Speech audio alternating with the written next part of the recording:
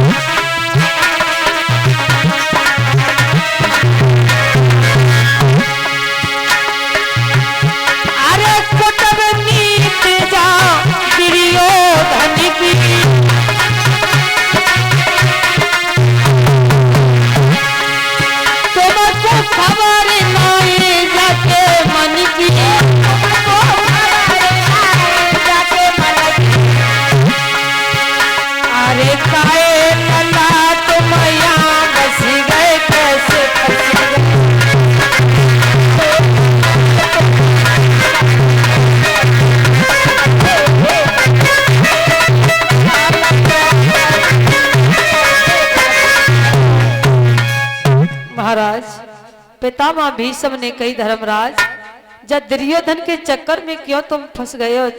तुम्हें कोई बहाना नहीं मिला क्या?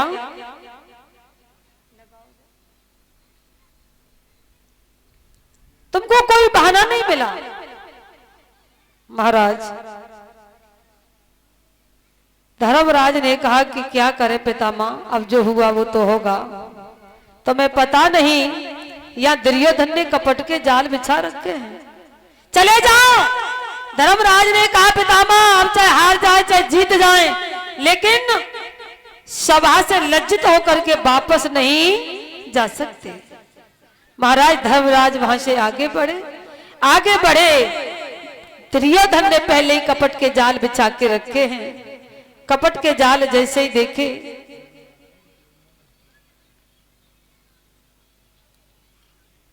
आइए भ्राताश्री आइए। मामा शकुनी ने कहा ये भांजे आपके लिए बहुत सुंदर आसन लगाया गया है।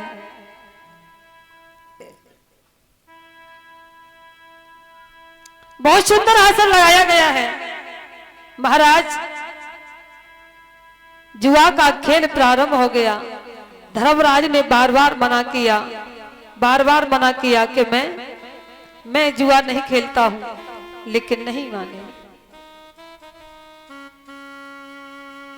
श्री सूत जी समझाते हुए बोले हैं कि हे राजन परीक्षित जी, आज देरी नहीं हुई। जुआ खेलने के लिए धर्मराज को फंसा लिया गया। पहली बाजू मामा शकुनी ने इशारा दिया, लगा दे भांजे और दिखा दे से कि अंडा के फंद कैसे हुआ करते हैं। महाराज जैसी बाजू लगाई दुर्योधन ने, मामा शकुनी ने इशारा कर दिया, बाजू पलट गई। दुर्योधन बाजू जीत गया, हार गए धर्मराज। पसीना छूट गया धर्मराज का, ये क्या हुआ, ये क्या हुआ। फिर बाजू लगाई महाराज, दूसरी बाजू में धन दौलत राजपाट सब कुछ हार गए, कुछ बचा ही नहीं। तीसरी बाजू लगाने के लिए धर्मराज पीछे हट गए। अब भैया मेरे पास कुछ नहीं है, क्योंकि जुआ से तो महाराज बैल भी हार गया, ये तो इंसान है। मामा शकुनी ने इशारा कर दिया, भांजे एक बार द्रौपदी की तरफ उंगली करके देख लो। सही दुर्योधन ने हंस करके कहा, भैया धर्मराज अभी तो तुम्हारे पास एक अमूल्य चीज हो सकता है, उससे बाजू तुम जीत जाओ तो सारा राजपाट धन दौलत तुम्हारी वापस आ जाए। द्रौपदी को दाई पर लगा के देख लो। महाराज धर्मराज इन बातों में आ गए।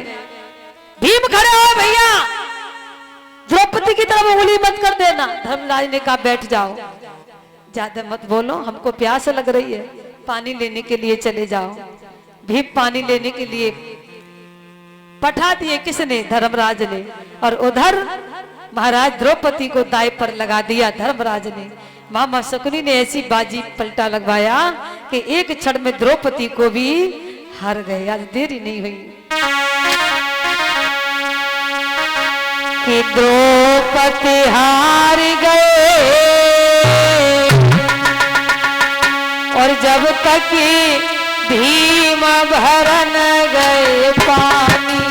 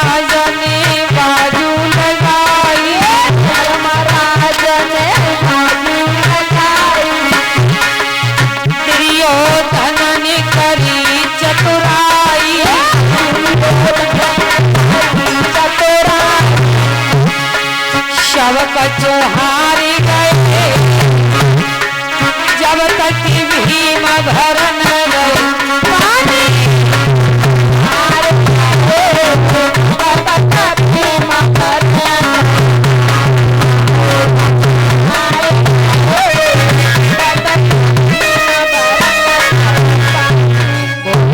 गोविंद भगवान की जय हो। महाराज भीम पाने के लिए गए, तब तक द्रौपदी का पूरा काम खत्म हो चुका।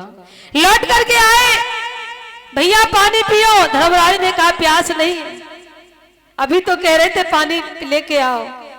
बोला प्यास तो चली गई। अर्जुन ने इशारा किया, भैया सारा खेल ही खत्म हो गया, अब आंखों में पानी नहीं रहा तो प्यास कैसे? तो प्यास कैसे? अर्जुन की आंखों में खकोले उड़ रहे। द्रौपदी को बड़ी मुश्किल से लेके आया। राज द्रौपदी दाई पर लगा दी गई, भैया के सामने कुछ बोल भी नहीं पा रहा। इधर दुर्योधन ने देरी नहीं लगाई, कहा दुशासन से जाओ, हमारी पत्नी के सैन कक्ष में वो आंखों वाली स्त्री अंधों के फंद में आएगी, लेके आओ उसे, और लेके आओ जंगा पर नगिन करके हमारे यहाँ बिठाओ, तब उसे पता लगेगी कि अंधों के फंद कैसे हुआ करते हैं। क्यों?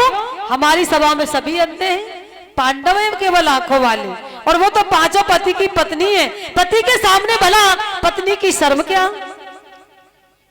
महाराज दुशासन लेने के लिए पहुंच गया। भैया का आदेश है द्रौपदी भाभी चलिएगा महलों में, भैया की सभा में भैया ने बुलाया है। द्रौपदी ने कहा देवर जी, पुरुषों की सभा में भला स्त्री का क्या काम? अपनी भानुमती जेठानी से कहा दीदी देवर जी कैसी बातें करते हैं, वहां तो पुरुषों की सभा लगी है, पितामह भीष्म, कर्ण जैसे जेठ जी, दुर्योधन जैसे जेठ, हमारे बड़े बड़े बुजुर्ग विद्वान बैठे हैं, हम वहां क्या करेंगे? लेकिन नहीं, भानुमती ने कहा कि देवर जी जाओ, अपने भैया दुर्योधन से कह दो कि भानुमती का आदेश है, द्रौपदी मेरे महलों से कहीं नहीं जाएगी, ये मेरी देवरानी है। दुशासन ने कहा आज मैं तुम्हारा कोई आदेश नहीं मानूंगा, लेके जाऊंगा। महाराज द्रौपदी के हाथ को पकड़ लिया, सोई द्रौपदी भानुमती के पैरों में गिर पड़ी और कही बहन रोक लीजिए, ये देवर जी नहीं मानते, और रो करके बोली है कि दीदी रोको दिवर नहीं मानत ही गुइया रोको,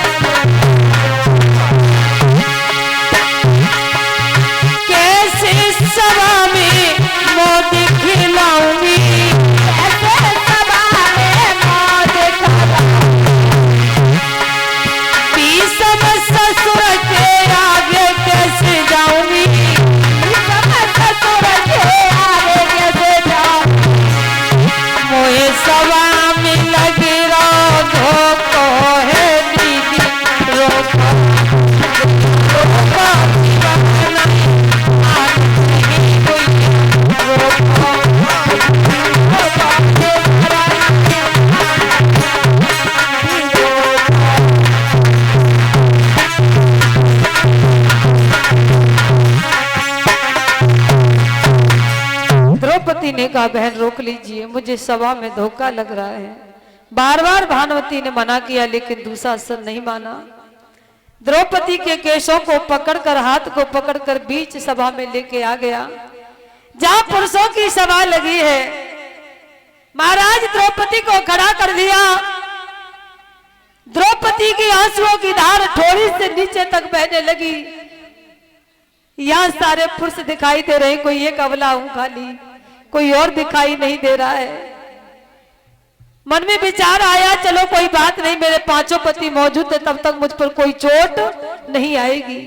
धर्मराज की तरफ देखा, जैसे ही नजर मिलाई धर्मराज ने अपनी गर्दन नीचे कर ली। द्रौपदी देखती रह गई, धर्मराज वही है क्या जो हमसे कहते थे कि 1 मिनट हम तुम्हारे बगैर नहीं रह सकते।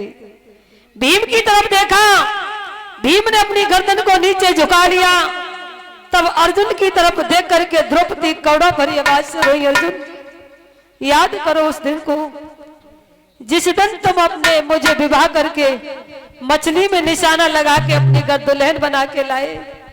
मैं तुम्हारे दरवाजे पर डोला में बैठी थी, तुमने अपनी माँ से कहा कि माँ, अरे कुंती माँ में कुछ चीज लेके आया हूं। तुम्हारी कुंती माँ ने कहा कि 5 भाई मिल बांट के खा लो, तो तुमने मुझे 5 पति की पत्नी बना दिया अर्जुन, और आज तुम नीचे गर्दन करे बैठे हो, तुम्हें थोड़ी दया नहीं आ रही? नहीं बोले अर्जुन। करुण नकुल सहदेव की तरफ देखा महाराज, कुछ नहीं बोले। तब द्रौपदी ने कहा कि हे प्रभु, तुम्हारे अलावा दुनिया में अब हमारा कोई नहीं है, अब कोई नहीं है। और वास्तविक परीक्षित जी, जब तक व्यक्ति इंसान का सहारा लेता है तब तक भगवान का लेना नहीं चाहता। पहले तो कुछ विपदा पड़ेगी ना, तो अपनी औलाद को, अपने माता पिता को, हितू रिश्तेदार परिवार वालों को, पुलिस का सहारा लेगा। और जब दुनिया का सहारा छूट जाएगा तब भगवान का सहारा लेता हर व्यक्ति। आइए द्रौपदी